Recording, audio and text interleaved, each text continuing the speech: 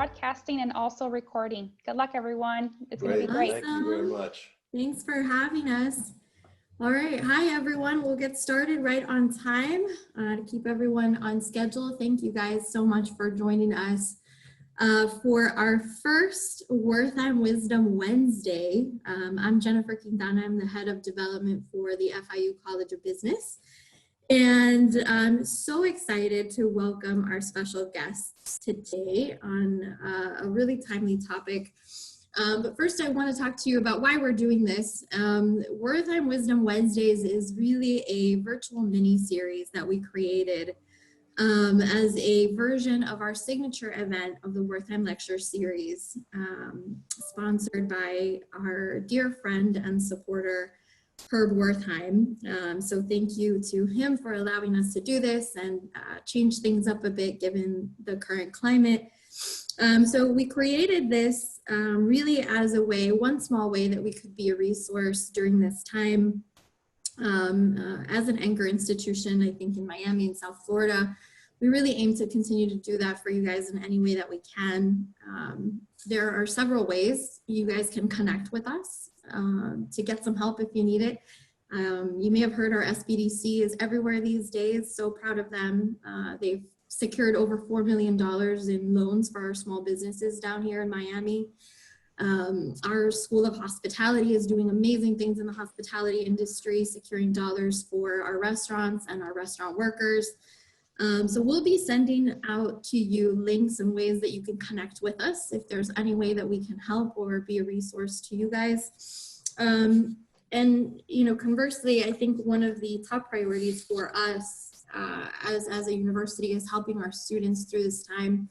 Many of them have been affected, losing their jobs. As you know, many of our students work full time, supporting their families. And so it's been a difficult, I think, transition for a lot of our students, and we're really focusing on securing emergency aid for our students. So I think, you know, we're in this together. If you are in a position where you can help, please do. And if you are in a position where you need help, please look to us and count on us as a resource. So we'll be sending out both links to our resources and to go ahead and contribute to our emergency funds if you are able to do that. A couple of housekeeping rules before I intro our rock stars that are going to be leading the discussion today. Please go ahead and submit your questions if you have any throughout the program on the chat. We'll be able to keep track of those and ask those questions during the last 15 minutes or so when we have the Q&A. In addition to that, you'll get some polling questions that'll come up on your screen. These are questions that we kind of came up with. We'd love to hear from you, from our audience. There's over 200 of you out there, so we get some great data back from you guys if you're willing to participate in that. And I think finally, I'd just love to introduce our topic and our two amazing speakers. We're talking about sales today, which I'm really excited is our first subject matter, because it's the lifeblood of any business, right? If you're not selling, the business is not thriving, right? So we have a really, really special guest for you guys today, Eric Maldonado, who is one of our amazing alumni, was going to be our Distinguished Alumni Torch Award recipient this year, but unfortunately that event got postponed. And we decided this was not going to be canceled. So we moved forward with it, and he was gracious enough to lend us some of his time to share some of his tactics and maybe pivot points, how we're reframing how we're doing sales, how we're talking to our clients during this time.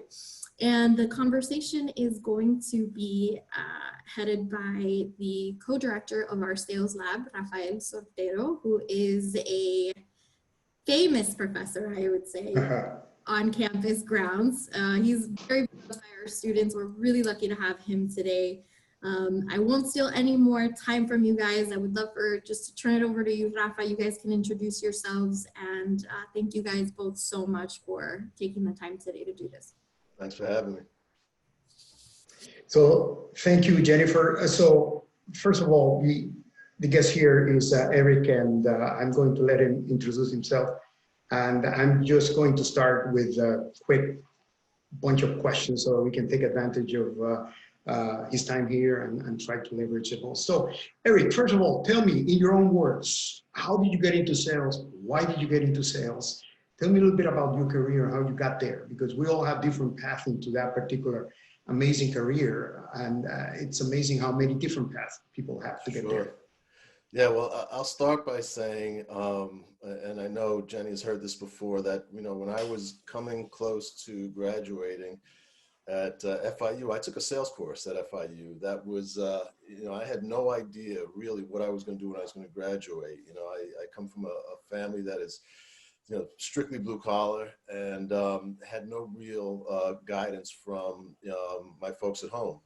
So I took a sales course that opened my eyes to sales. And the interesting thing about the sales course was they talked about different types of sales there were many different types of organizations in the world, selling types of careers, whether you're selling pharmaceuticals, construction products. There was very different sales models that existed in the marketplace that made sales a very diverse occupation.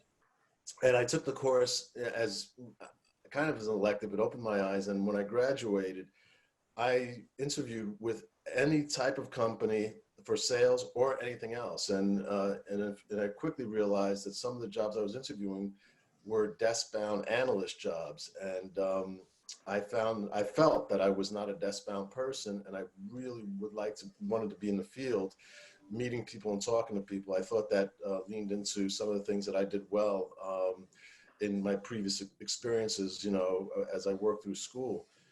So I started interviewing exclusively at sales gigs, and I found that, my first job out of Miami was working for a division of 3M in Miami Lakes, selling copy machines in Little Havana and by the airport over by Lejeune Road and in Coral Gables. So that's how I got started, honestly. And the nice thing about it was, selling copiers is not a sexy gig at all. But 3M was a major corporation that invested in its people, and they taught me how to sell. And once the light bulb went off on top of my head, I cracked the code in terms of how to do the job. And I say crack the code, it's a little presumptuous of me, but I felt like at the time I had cracked the code. I enjoyed it. I enjoyed the freedom, I enjoyed the flexibility, and I enjoyed the ability to control my income.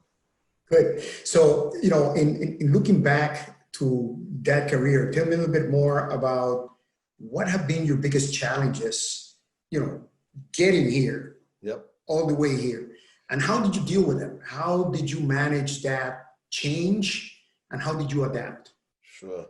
Well, the thing about a sales career is if you're good, you get paid. If you're good, people want to recruit you.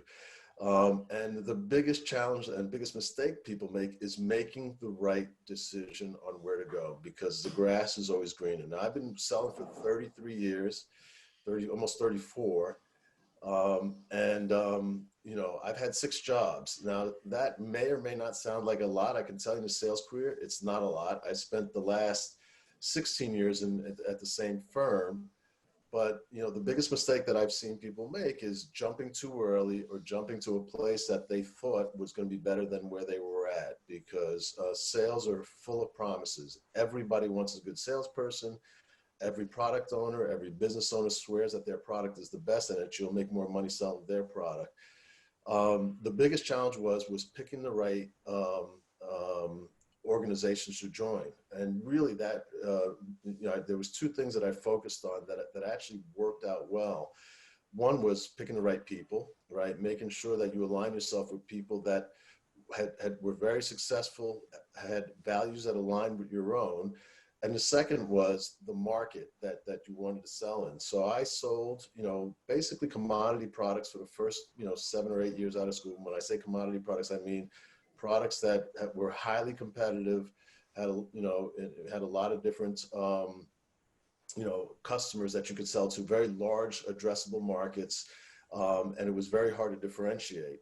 I was successful in those 2 careers, but when I realized that I was just another person, another number, I wanted to do something a little bit different. at that time in the early 90s, the internet was coming along and there was, technology was changing. So, I realized that I wanted to lean into the changes that were happening in the world around me and do something that wasn't so commoditized. So, I followed that into a technology sale, into several technology sales role that worked out well. The internet blew up and I grew my career along with it. And then when the internet exploded, there was a lot of compliance challenges. I followed my feet to where took some compliance solutions, and I've been doing some form of technology and compliance solutions since those days of selling commodities. So I was really around, making sure that we're making good decisions around the people and the organizations. And the other that I always tell people is,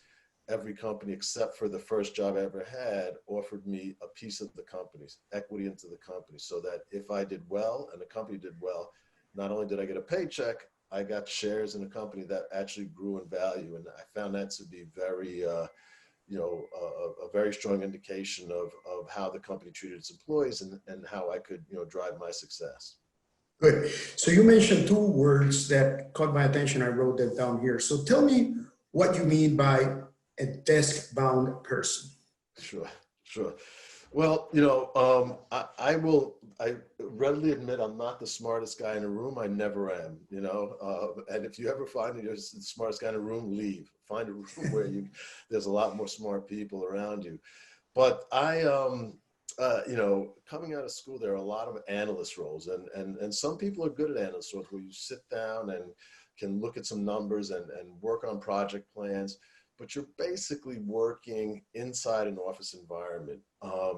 In sales, at least the way we used to sell, which is changing right now, which we're undergoing a sea change as we speak today, you have to be out in the field generally. You have to see people, you have to talk to people, you have to figure out how to get to conversations to really help drive revenue and increase market share.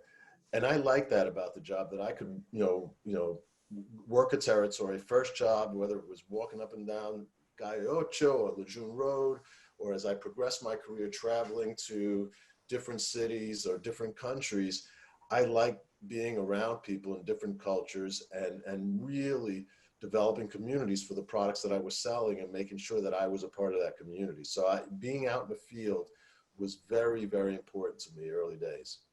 And I think that I get the same feeling in my experience in the past. It's always been about the people you meet,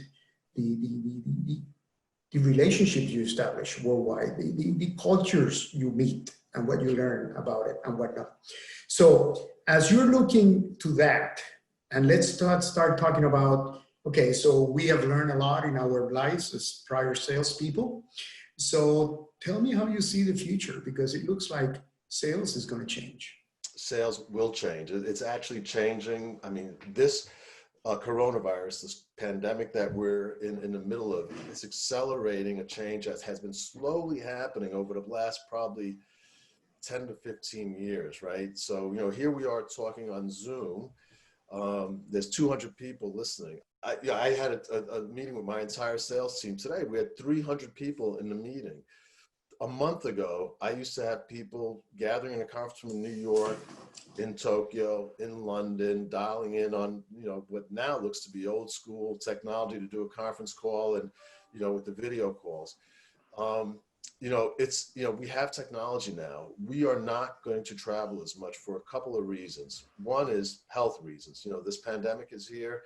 It's going to take a couple of years to get it through the system, get vaccine. So, travel is going to be limited. Number two, airlines are going to be more expensive. There's just not going to be as much air travel. The cost of travel is going to go up. We are still expected to deliver for our investors, for our employees. So we have to figure out how to sell. So using, devices like Zoom or WebEx or whatever, Google or, all the technology companies that are out there are going to be the way of the future. Now, for the students, they're all digital natives. They're used to this. They do this every day on their phone, talking to their friends. But for folks that have been, in the field for a number of years, this is new. For customers, this is new. I will always say, and I say this, and my peers that are, in my age range hate it when I say it, but it's true. It is much more difficult to sell now than ever before. And I'm not talking about because we're in a pandemic, that's making it more difficult, but it's more difficult to sell now because more people have access to more information. The customers have access to more information. They're smarter than they were, 30 years ago, where industry associations, large companies could control the flow of information, get information, and educate customers in a way that would influence a buying decision. Today, customers have access to information. Now, they don't even need to see you. So they can actually, where you could, charm somebody, shake a hand, use a little bit of voice inflection, read a room when you have a couple customers. That's a little bit more difficult to do now than it was before. But we've got to figure out how to do it and how to get to customers and how to engage customers. Because at the end of the day, if you look around, whatever room you're in, everything in this world is bought and sold. And there's a good salesperson in front leading the charge trying to move that product, right? So, what you need to do is really understand how to, deliver value to a customer that you may never meet face to face. You have to build your brand, because the minute you call that person, he's going to log onto your LinkedIn page, see who you are, see who you're connected with. You have to make sure that your digital presence maps to the type of person that person wants to do business with. That wasn't so important a month ago. Now, critically important. I do agree with you. And it's not a matter of what we have to do, but how quickly, because there is a sense of urgency that we have had a pause in business. It looks like it, right? We'll talk about it, but we'll have a pause in business. And when we restart again, there has to be a sense of urgency to kind of try to catch up or make up some of the ground that has been lost. So, and I know that you manage a group of people and you have a big business. So tell me, how are you managing that change? And there was a question here by Laura Padron who said, how did you pivot the sales team? And regarding metrics, how do you start measuring? What are the new measures? Because before, you remember, it might be number of calls, which will require you to go out and travel and whatnot. Yeah. Now you may be able to monitor more, but at the same time, it may be more frequent. Yeah, so let's discuss that. So a couple of things. One is we have to prepare people and let them know how to do some of the basics, right? So, that means structuring your day. That means putting on a collared shirt because you're going to be looking at somebody even though you're working out of your house. Now, this is during a pandemic, but even when it's not during a pandemic, we are going to continue to do these face-to-face meetings, right? So, making sure that if you're starting your day and, you know exactly what your goals are, which is, by the way, pre-pandemic, post-pandemic, or AC, BC, whatever you want to say, you know exactly what your goals are. Your goal setting should be what you need to do to get your job done. Now, you may have to adjust those goals in this particular time because of the pandemic, but, you should still have goals, and they should be very clear goals. Who do I want to talk to? Why do I want to talk to them? Why will they pick up my phone or respond to my email? And understanding, how that's going to work. And if they respond to you in a positive way, you're good. In a negative way, what is your response? Everything should be scripted. So if they come back to you and say, I already used your competitor, you should know what you should respond to and how you should respond to sell a meeting. Because remember, when you're doing outreach to clients, even though, we're working with Zoom or knocking on doors or calling on a phone the way, that is traditionally done, people don't wake up in the morning and they don't think about Raphael or Eric. They think about their job, what they need to do for a living. So you have to deliver them value to show them how you're going to help them make more money, save money, operate more efficiency, or manage their risk. At the end of the day, one of those four things are what customers are looking to do if they own a business or are responsible for a business.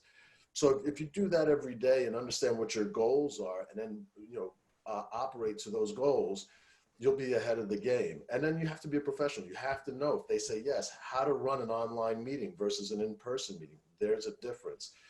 How to, let long pauses occur so that people can talk and ask questions, how to prompt questions, questioning techniques, how to get people to talk, so that when you get them on the phone, it's a conversation. What I have found in the last month is I'm having less conversations, but they're more meaningful, much more meaningful. So as we get out the other end, I know that there are people that I'm going to call up and I'll eventually get in their office and have a conversation to really drive what we need, to drive our deals forward. I'm not sure I answered the question that. No, I think that you got there. So let me expand on that, because I truly believe that changes have to be made in how we measure the number of activities that our salespeople are going to be doing. But I always told my students that salespeople are the only ones that have permission to be out of the office, because they got to be closer to the customer, not closer to the office, right? Right. But now it's going to be changing a little bit to the point that we're saying, hey, you can get close to the customer from the office anyway. Right. And as a matter of fact, it's going to help us save a little bit of the budget, the time, and everything else of all the things that we had to do before traveling, getting into the plane. You're going to be safe, spending all this time that was really dead time in an airport, although we found out that we could connect and keep connecting on whatever. So this is going to change. The question is, do we have enough to now say, okay, so if the salesperson is not in the office, it's at home, because by the way, he lives in Tampa and my customers are in Tampa and my office is really in Miami. This is the big question. How can I know that I'm going to trust that that person is out?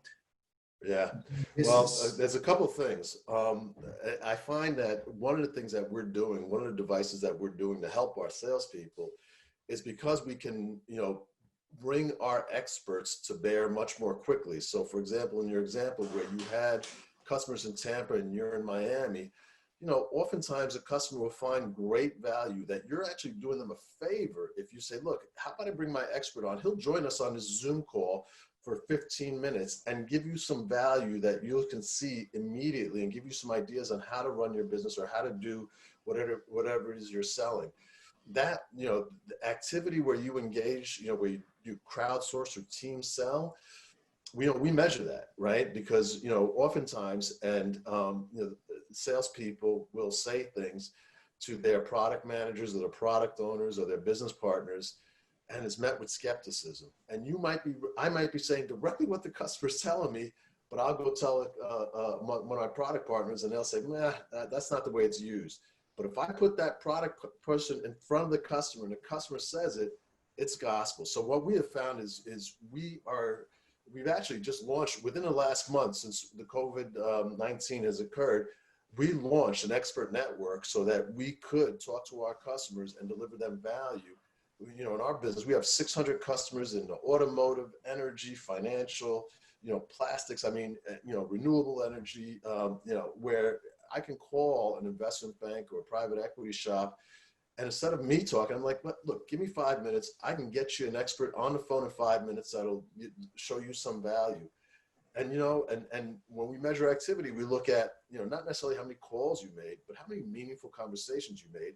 And where did you engage your partners? Because you know what, if you can deliver 5 minutes of value, that guy will call me back in a week to say, hey, that subscription you're talking about, let's have a conversation.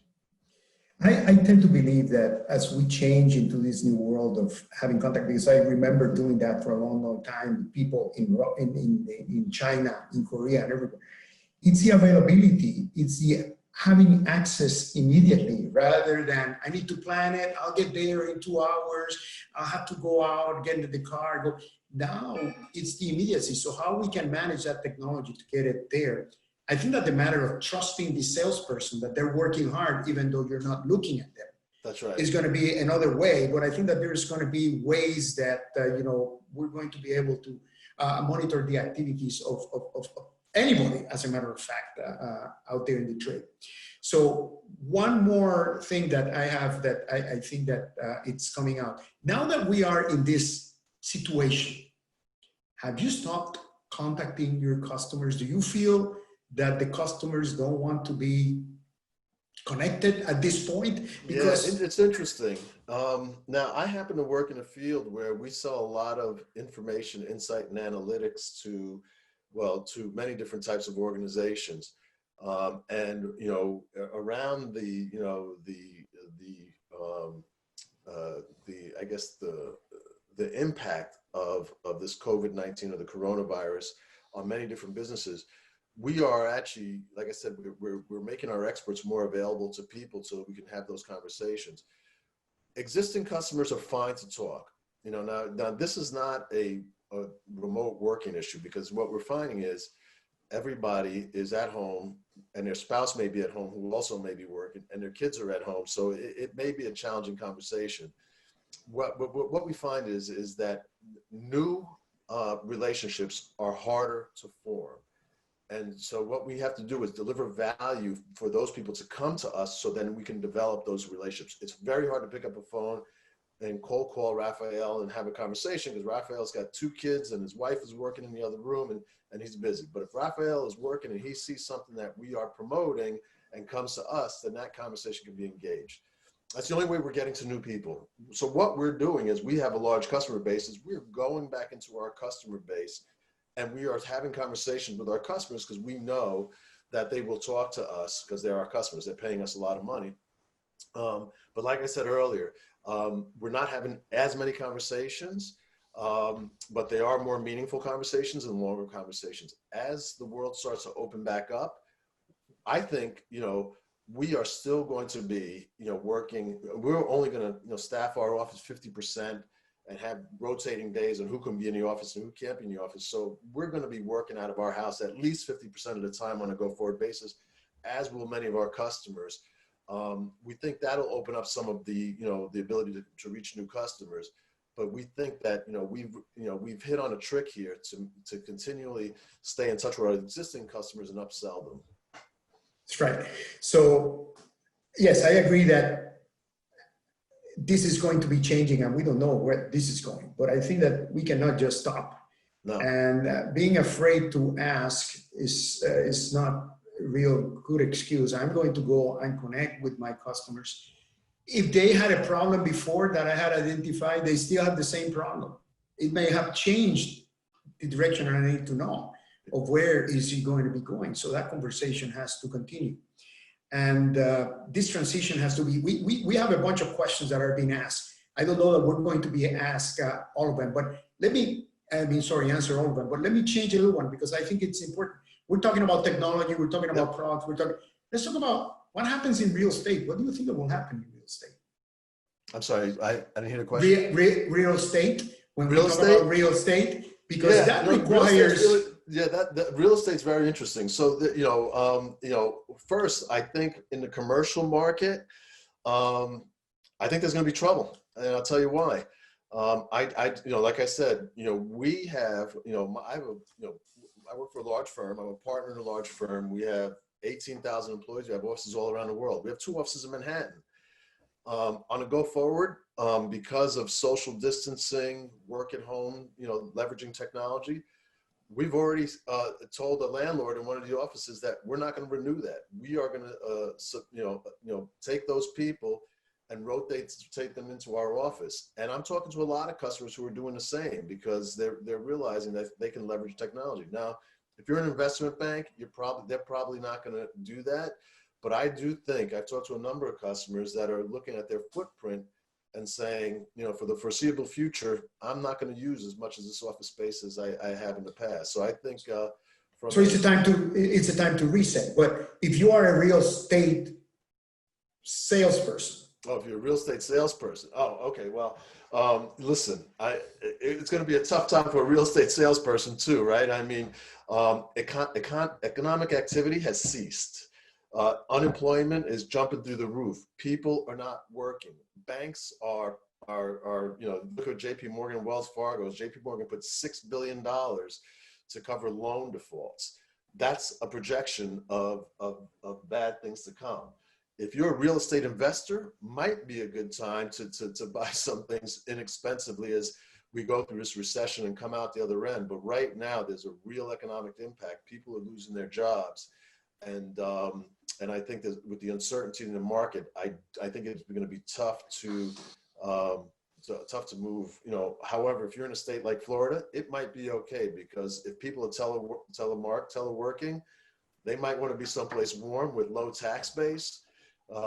you know, you might be okay. And, yeah, and things are starting to change. I was just talking to one of my students the other day in real estate. He's in real estate, and he told me, yeah, what I have to do now is that I have to go in my car. The customer follows me.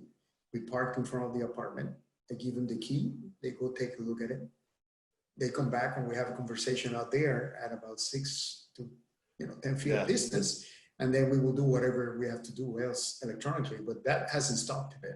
It stopped him from. No, listen, So you sure it's still gonna have to sell. You still have to sell. And to keep in mind, you know, I'm not painting a romantic picture about sales. 90% of what we do, we fail at in sales. It's the 10% that pays the bills. So in fact, that's what we train our students in and say, we're training you in sales, and the first thing you have to get used to is rejection. Correct. If you cannot get used to that, you will not be able to sell. So looking forward, tell me, what are the things that you can think of? First of all, there was one more question. Asking customers for referral, this is the right time to do that, right?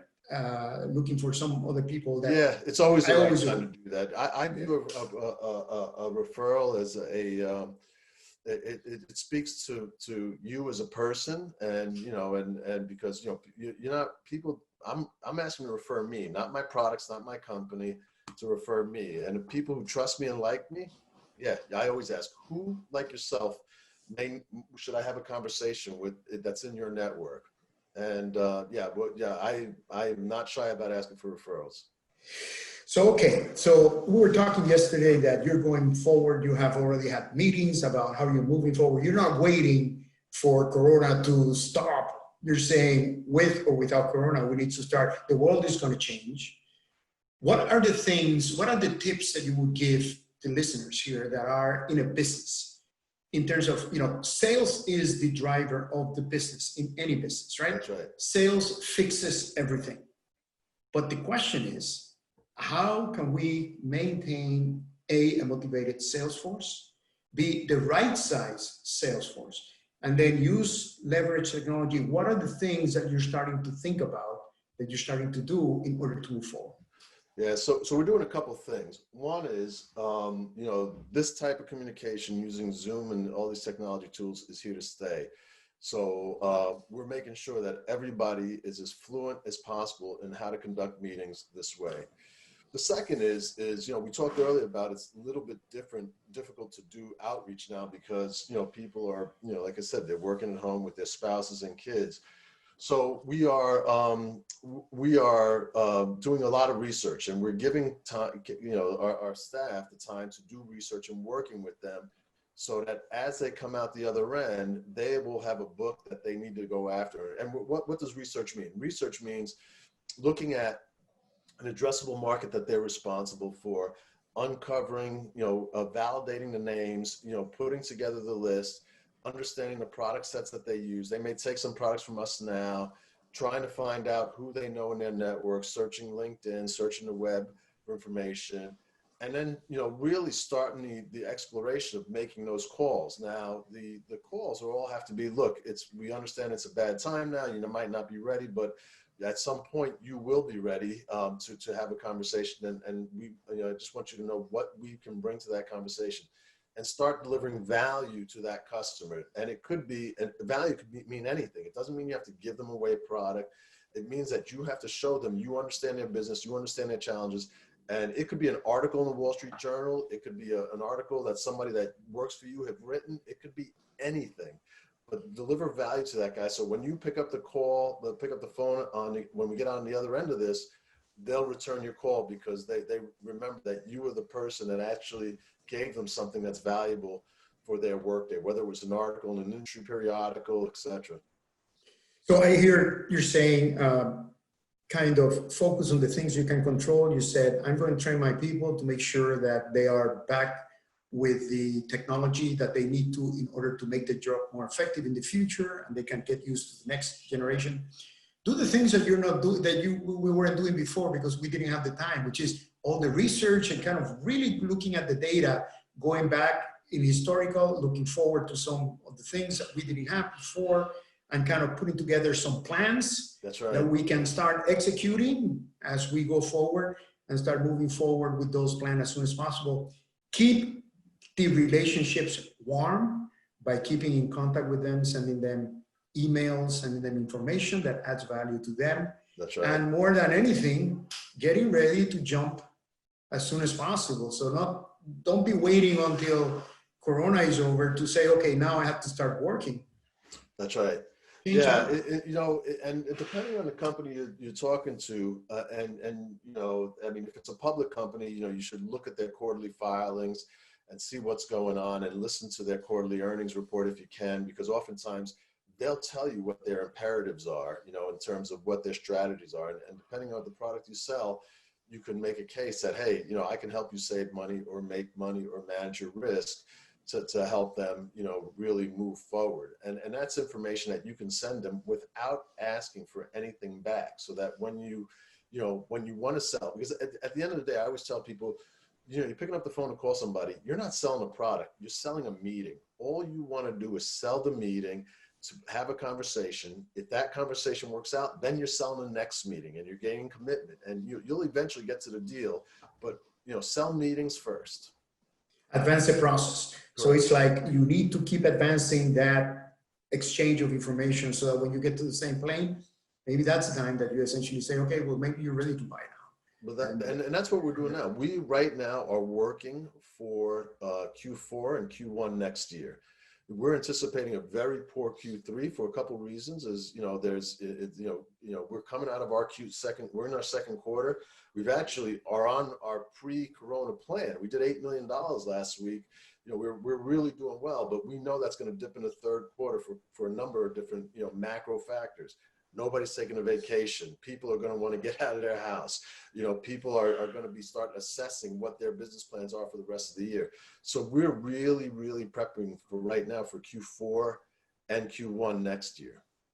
So rather than looking, I keep this conversation going on, and you think about it, that it's happening all the time, and they're looking at let's flatten the curve in terms of Corona. I think that what we need to do is let's flatten the dip, so that we can come out of it a little bit more. That's a good a little faster. That's exactly a little bit faster, so that we can really move faster. So what are the things that are going to flatten that dip, so that when we come out at the end of the day, we can come out and really be successful? Yeah. So some of the things that we're doing, and a lot of our competitors are doing, is which we used before, but we use them more sparingly, is we're doing a lot of webinars just like this, right? Where we're getting customers on, we're delivering some value, and it's amazing the amount of people that are jumping on, largely because guy's working at home, he knows he's home, he gets an invite, might be interested in it, he'll log on.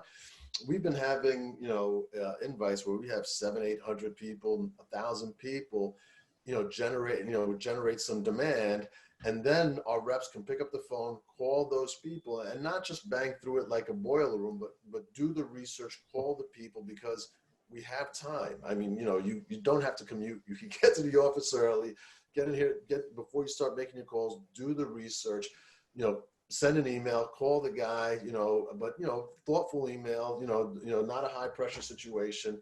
But setting yourself up to be the guy that will deliver value to the guy when we get out the other end, like you said. And I like that thing, flatten the dip, so that when you come out the other end, you're accelerating. Right. So I think that we have 5 minutes left. So I would like to kind of expand now on that word that is part of our title that talks about pivoting. Mm-hmm. So tell me, what is pivoting for you, and do you have any particular tips that you can think of for the audience that they can start thinking about? I think that the first one is, don't be afraid to pivot, number one. Right. Well, look, pivot is the word that we use now. Before it was change, right? Change. Yeah. And pivot is oftentimes a word used now by many businesses who experience failure. And that's exactly what salespeople do every day, is experience failure. I mean, if you're used to failing, you'll be great at succeeding. So number one, and there's a couple different ways to pivot that I would encourage people to look at. A is your career, right? I've seen many really good salespeople who were in not great selling situations, not succeed and pivot out of sales. What I would tell them, and I said, don't think of, because you failed at sales or at this one job, that you can't do it someplace else, because there's a time and place for everybody. So I always encourage people to think about what you're selling and who you're selling to, what excites you, and pivot towards your strengths, right? So, for example, I happen to be and have happened to be in technology sales for the last 25, 30 years. I'm not a technologist at all, but I found that the high price points of selling technology, the ability to articulate a value proposition, for me, was that pivot from the commodities. When the dot bust happened and technology, internet companies were going down, and those were my main customers, compliance was coming up because of a lot of rules and regs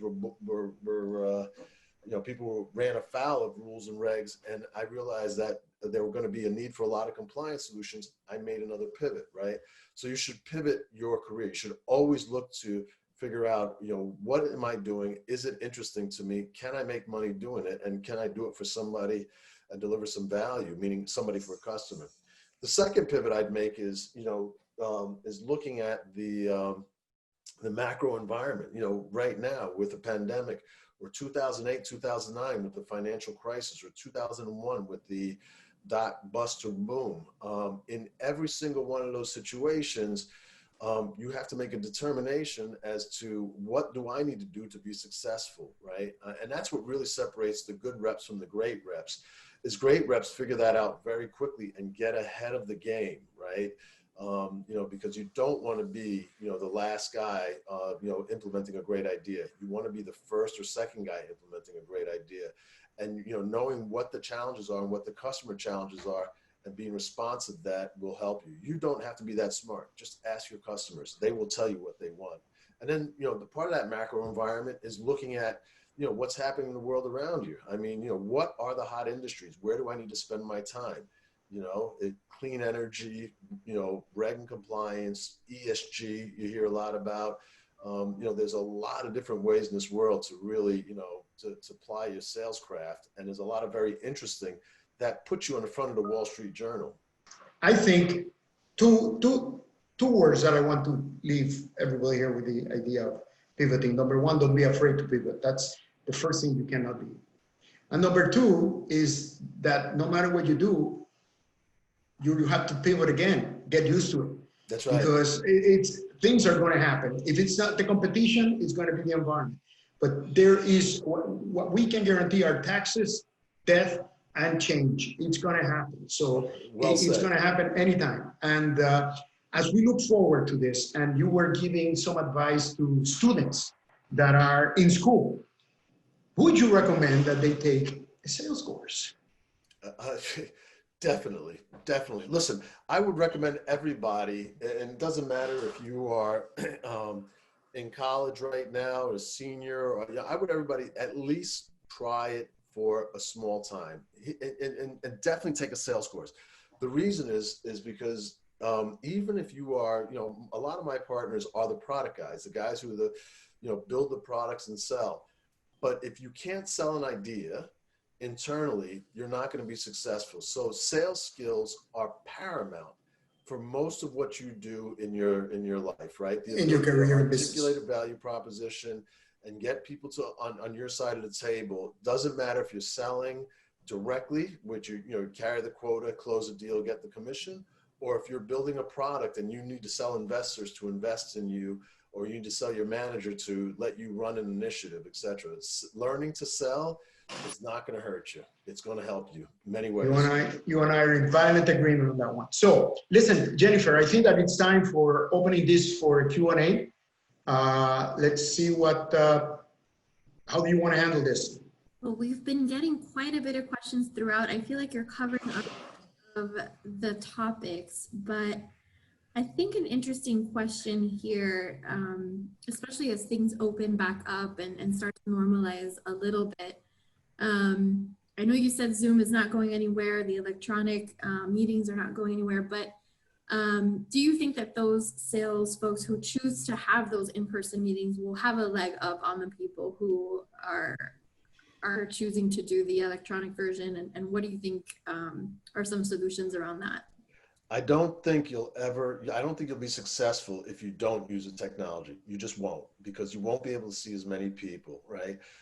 Look, I need to be in front of people. I make a living in restaurants, so, it's important for me to be in front of people, press the flesh and talk, and to establish long-term relationships. You really, at some point, going to want to be in front of people. But there's got to be a mix. If you don't take advantage of technology, you may be successful, but you won't be as successful as somebody that does, somebody that can actually see twice as many people. As Raphael said, you don't have to get on a plane to show a product or do a demo, right? I mean, we've been locked up for 4 weeks. I've been doing lots of sales with customers that haven't gone to their office. In fact, we just closed a deal, pretty big deal, where I hadn't seen the guy in about 5 years, and we talked. He said, "Look, as soon as we get on this other end, I want to, I want you to come take me to lunch." So I think you're going to have to do both. Yeah. Agreed. No question. Outside of sales, real quick, any books that you would recommend for reading on sales or just in general? There's a lot of sales books. I'm happy to I'll send you a list, Jen, that you can distribute to the team. But there's a whole list of sales books that are very valuable. I'll send you a list. But it is, and again, for people who want to self-educate, easiest thing to do in the world is look at some of the books that are out there. And there's some great books, modern books. There's a guy who just wrote a book, Graham Hawkins, on basically he's talking about the death of B2B salespeople. That's right, from Australia. I was reading that. He's from New Zealand or Australia? Australia, that's right. Australia, I think it's from New Zealand, based in Australia. That's exactly right. Yeah, I know. Yeah, and he talks about the importance of creating your digital presence, making sure that people, because when I send somebody an email, the first thing they do is they look me up on LinkedIn to see that I'm, and who they say they are. But I'll send you a list of books that you can distribute out. And some of them are going to be older books that I think are just really great mind benders that help you think about sales. Some of them are new that give you practical application on, how to navigate conversations. That's awesome. That'd be great. We can distribute that. By the way, I think I mentioned this earlier in the call, but this is being recorded for those who were hoping to join and couldn't join today. And if we want to forward this to any of your teams, for those of you who are joining from a business. So let's see here. Michael is asking, Florida is dependent on tourism, domestic and international travel. With people not traveling now and upcoming in the future, recommend reaching out to these clients, and what message should we be sending? Similar questions are coming in around this topic, seeming greedy if we're, or tone deaf if we're not paying attention to what our clients are going through, and getting that right balance of not being afraid to ask, like you were talking about. Yeah, listen, I mean, you're just gonna, sometimes brute force is just gonna have to, be the way, right? I mean, listen, if you're selling tourism packages and you're working for a hotel in the hospitality industry, and your hotel's empty, you're probably in a good position to offer a deal, right? And so, look, I mean, everybody loves a deal. People are going to get on airplanes. People are going to have sales kickoffs in Florida like they do every year.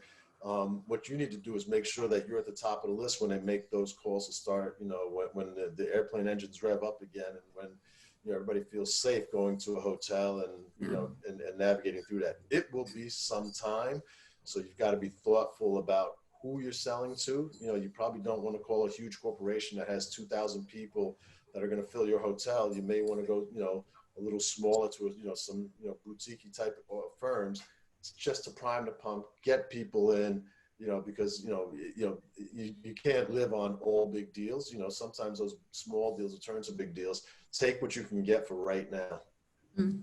Change tactics. That's right. That's it. I love this question from Felicia. Is related to attracting a client base that's be older and not familiar with the technology as much as the younger populations who kind of grew up with it and are used to working through digital channels. Yeah, I mean, we have some of those clients that and look, I mean, this was the conversation we had 20 years ago around email. I don't use email. Now everybody uses email. I right? still don't use email. Yeah. So look, if you are selling and you have a large population of people in your that you're selling to that don't use it, you may want to think about what you're selling and what you're doing for a living, right? Now, if they're all billionaires and are not afraid to write a check, they'll see you, right? I mean, but I would really think about, if you're selling into a market that people are not comfortable using the internet, because my mother uses it. She's 86 years old. She uses Zoom, right? And by the way, there's value. Remember, it doesn't have to be your product, but if you had a customer who doesn't use it, say, hey, do you mind if I stop by? I'll show you how to use it. And that value that you delivered to him, he'll never forget that. He'll buy it. I like that. To sell him. I like it. The other thing, by the way, in regards to all that is that as I'm a teacher and I have all these young people telling me, Professor, are you in WhatsApp? Are you in Instagram? Are you in all this? Well, if your customers are using it, you might as well learn how to use it yourself. If not, you're going to be not connected. That's exactly right.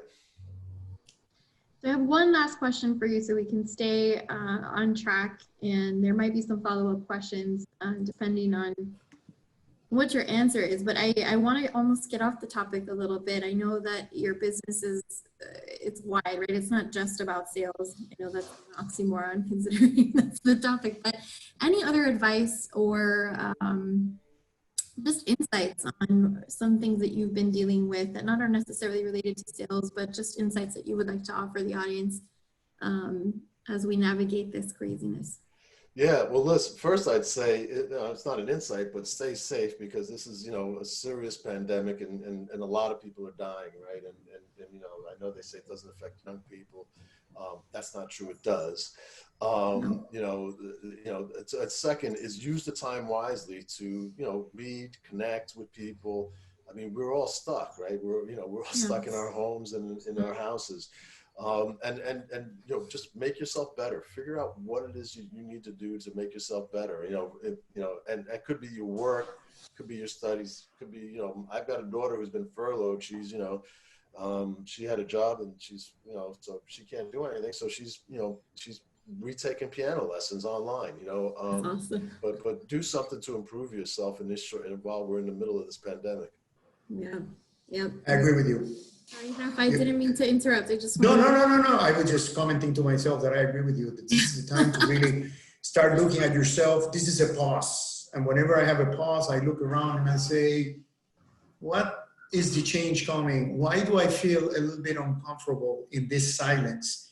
I need to do something. So like I tell my students, you got to get comfortable with the uncomfortable and you got to move on and try to reinvent yourself. Yeah, no, this has been absolutely great. I so appreciate you taking the time. I know this is probably Zoom call number 15 for you today. And we're so very grateful for everything that you do for us and everything that you do for our students. And Rafa, you as well. You guys have a tremendous program with the Sales Lab, and we're so fortunate to have you on our team. Just to recap what we said at the beginning, we'll be sending out the information to some of the information we shared earlier. Support resources from FIU that we can offer you, as well as access to a link to our emergency funding for students. Again, it's something that we're really sticking to, is that we're really in this together. If you're in a position where you can give, please give. And if you're in a position where you need help, please reach out. You'll send all of the information your way. I will get the book list from Eric and send that to you guys. And we are actually early. Wow, this is so great. So thank you guys so much for your time. You're welcome. It's a pleasure. Eric, it's a pleasure. And we have a conversation that we haven't finished yet. So we'll be talking somewhere in the future. Sounds good. All right, guys. Thanks so much. All right. Thanks, guys. Stay safe. Hey. Bye-bye.